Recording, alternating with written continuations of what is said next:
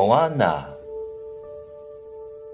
La légende raconte que la mère nature de Fiti avait dans son cœur le pouvoir de créer toute chose. Un jour, le demi-dieu Maui se servit de son hameçon magique pour voler le cœur de Fiti. Mais il fut arrêté par Teka, un gigantesque démon de lave. Maui et le cœur furent engloutis sous les eaux et on les vit plus jamais, racontait grand-mère Tala. Tous les enfants assis autour de Tala étaient terrifiés par ce récit, sauf Moana, sa petite fille. Moana était attirée par l'océan. Un jour, celui-ci s'écarta comme par magie et lui fit un cadeau, une pierre verte, toute brillante, en forme de spirale. Quand son père chef Tui s'approcha de la plage et la prit dans ses bras pour la ramener au village, la petite fille fit alors accidentellement tomber une pierre brillante. Quand Moana eut 16 ans, grand-mère Tala, qui était très malade, décida de lui révéler le grand secret de leur île, Motunui. Elle l'amena dans une caverne reculée. Là, Moana découvrit d'énormes pirogues de navigateurs. Grand-mère Tala raconta à sa petite fille qu'après le vol du cœur de Fiti, l'obscurité s'était propagée, faisant fuir les poissons et drainant toute forme de vie sur chacune des îles. Tala expliqua ensuite que l'océan l'avait choisie, elle, Moana, pour voyager au-delà du récif, trouver Maui et le forcer à restaurer le cœur. Elle lui montra enfin une pierre qui lui semblait familière et la plaça dans sa main. C'était le cœur de Fiti. La jeune fille poussa donc une pirogue jusqu'au lagon et pagaya vers le récif. Quand le matin pointa à l'horizon, Moana découvrit que le coq du village était à bord. Elle constata aussi à quel point il était difficile de gouverner un bateau en pleine mer et de garder le cap. Soudain, une grosse tempête survint et Moana et le coq furent projetés à l'eau. Ils atterrirent finalement sur une toute petite île rocailleuse. Une ombre s'avança vers Moana et elle sut instantanément qui vivait sur cette île. C'était Maui!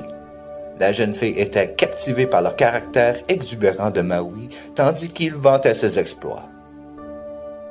Elle commença même à apprécier ses histoires, jusqu'à ce qu'il l'enferme dans une grotte et bloque la sortie avec un énorme rocher. En effet, Maui avait besoin d'un bateau pour s'échapper de cette île. Maintenant qu'il avait celui de Moana, il était paré pour aller récupérer son hameçon magique tout seul. Moana trouva un moyen de s'extraire de la grotte grâce à un trou parmi les rochers. Elle essaya de rattraper Maui.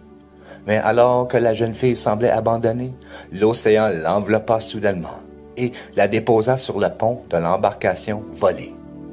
Maui et Moana furent tous les deux surpris. L'océan semblait avoir décidé qu'ils feraient le voyage ensemble. Maui finit par prendre la commande de la pirogue et navigua vers l'endroit où était retenu son hameçon. La Lotai, le royaume des monstres. C'était là que Tamatoa, un dangereux monstre qui adorait les objets brillants, détenait l'objet tant convoité. La Lotai était sombre et incandescent à la fois. En observant attentivement à l'intérieur d'un coquillage géant, Moana aperçut un mur d'or et de précieux trésors. Et tout en haut se trouvait l'hameçon de Maui. Soudain, le sol se mit à trembler. C'était Tamatoa, un crabe monstrueux haut de 50 pieds.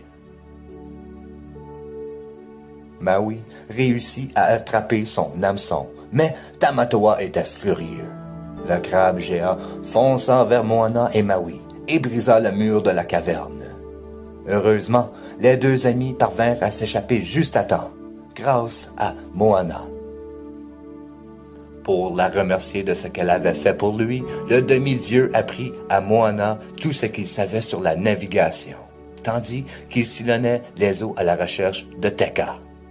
Tout à coup, ils aperçurent Te-Fiti à l'horizon. Mais alors qu'ils se réjouissaient, le démon Teka s'adressa devant eux. « On ne survivra pas! Fais demi-tour! Arrête! Moana! Stop! » cria Maui. Soudainement, le poing du monstre s'abattit sur le bateau.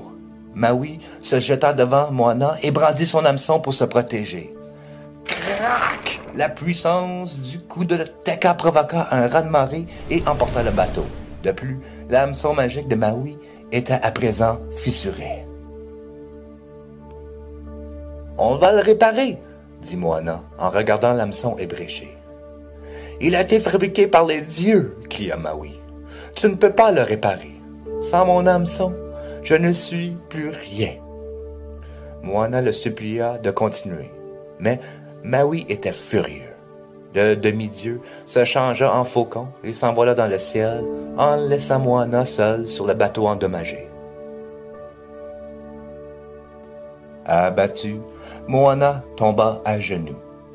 Elle sentait que tout était perdu. Elle avait échoué. Soudain, la jeune fille entendit une voix familière. Elle vit alors l'esprit éclatant de grand-mère Tala. « Je n'aurais jamais dû mettre autant de poids sur tes épaules, ma chère enfant. Si tu es prête à rentrer à la maison, je serai avec toi. » Mais tandis qu'elle discutait avec grand-mère Tala, Moana réalisa qu'elle ne devait pas baisser les bras. Elle continuerait sa route car tel était son destin. La jeune fille raccommoda la voile et amarra le bateau. Elle se répéta ensuite ces paroles. « Je suis Moana de Motunui. À bord de mon bateau, je traverserai l'océan et je restaurerai le cœur de Te Fiti. » Naviguant à travers un épais nuage de cendres et de fumée, Moana manœuvra habilement son embarcation. Cette fois-ci, elle se sentait prête à affronter Teka. Le monstre de lave se dressa de nouveau devant la jeune fille. Il plongea son poing dans l'eau, renversant le bateau et fit chavirer Moana. Teka était prêt à asséner le dernier coup fatal.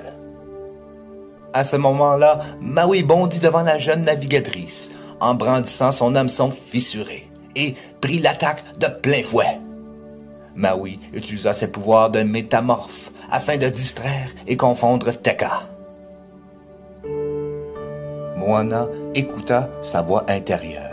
Elle brandit le cœur dans les airs et s'adressa à l'océan. « Qu'elle vienne à moi! » L'océan obéit et se sépara en deux, laissant une grande ouverture de terre nue menant à Teka. Le démon se retourna et courut vers Moana. Teka ralentit, puis s'arrêta juste devant elle. Doucement, Moana tendit la main et plaça le cœur au centre de la poitrine du démon. Tout à coup, l'enveloppe extérieure et rocheuse de Teka se mit à se craqueler. Une Te Fiti sereine émergea, en grandissant de plus en plus et en verdoyant. Les deux amis savaient alors qu'il était temps de partir. Moana se retourna vers Maui. « Tu pourrais venir avec nous. Mon peuple va avoir besoin d'un maître en navigation, » dit-elle. « Ils en ont déjà un, » répondit Maui en souriant. Après une dernière étreinte, le demi-dieu se transforma en faucon et s'envola au loin. Sur Motunui, Sina et Tsui remarquèrent que les plantes verdissaient à nouveau. Les ténèbres disparaissaient et l'île reprenait vie. Sina, la mère de Moana, courut sur la plage et vit sa fille voguant à bord de sa pirogue sur le récif, entrer dans le lagon. Ses parents, Pua et tout le village l'accueillirent en triomphe sur le rivage. Motunui était sauvée, plus verte et plus belle que jamais. Moana était impatiente de montrer un nouveau mode de vie à son peuple, une nouvelle existence pleine de voyages, d'aventures et de liberté. Elle était une guerrière et une fougueuse exploratrice, courageuse et à l'écoute de sa voix intérieure qui lui disait de suivre son cœur. Elle était Moana.